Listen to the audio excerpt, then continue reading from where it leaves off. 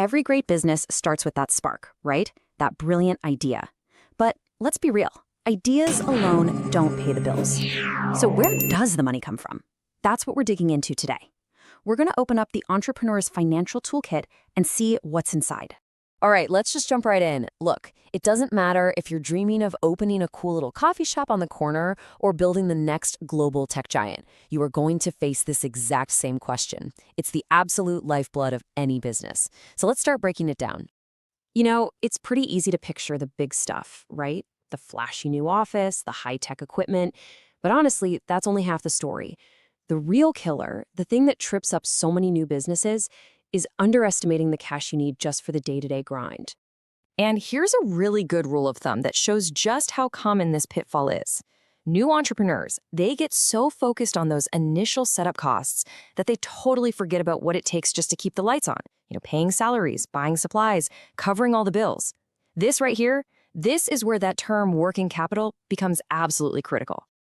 So, okay, we know you need the cash, but where does it actually come from? Well, broadly speaking, every entrepreneur gets to a fork in the road. It's a fundamental choice, really, with two main paths you can take for funding. And here they are. It's that simple. Internal finance versus external finance. It might sound basic, but this is a super powerful distinction. Are you going to generate cash from inside the business? Or are you going to bring money in from the outside? Believe me, this choice is going to shape the entire future of your company. All right, let's explore that first path. We're talking about internal finance. This is really the art of using the resources your business already has. And check this out. This chart really shows you the absolute powerhouse of internal funding. Look at that, reinvested profit. A whopping 60% of all business investment comes from just taking the profits and plowing them right back into the company. This is the engine of what we call organic growth. So besides just using profits, what else can you do from the inside? Well, there are a couple of other options here.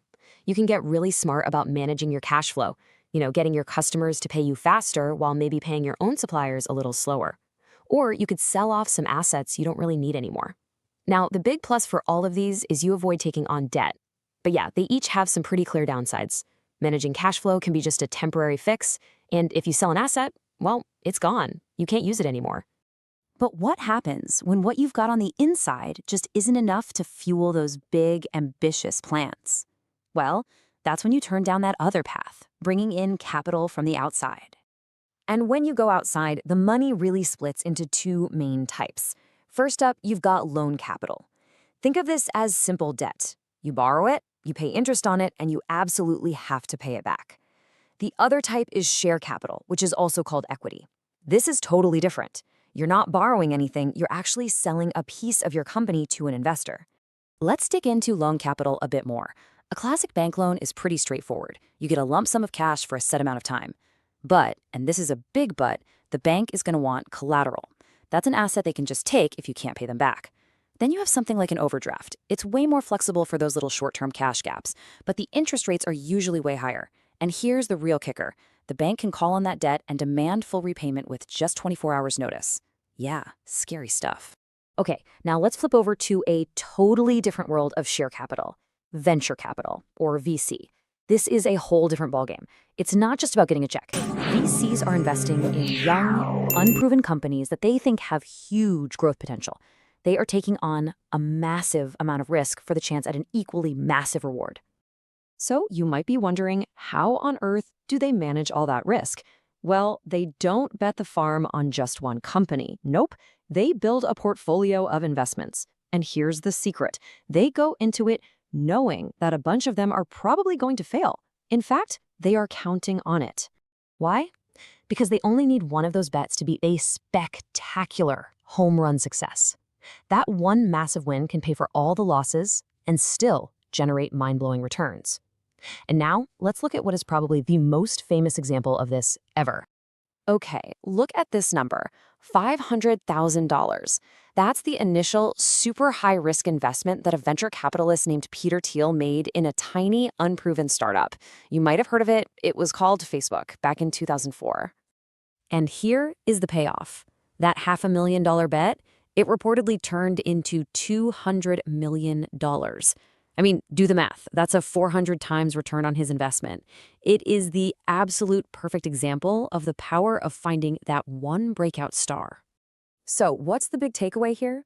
It's that there is no single right answer. There's no magic formula.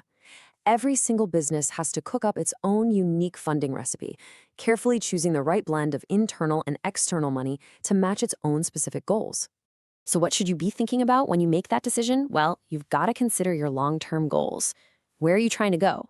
What stage is your business in right now? And why do you even need the money in the first place? It really is a delicate balancing act, right?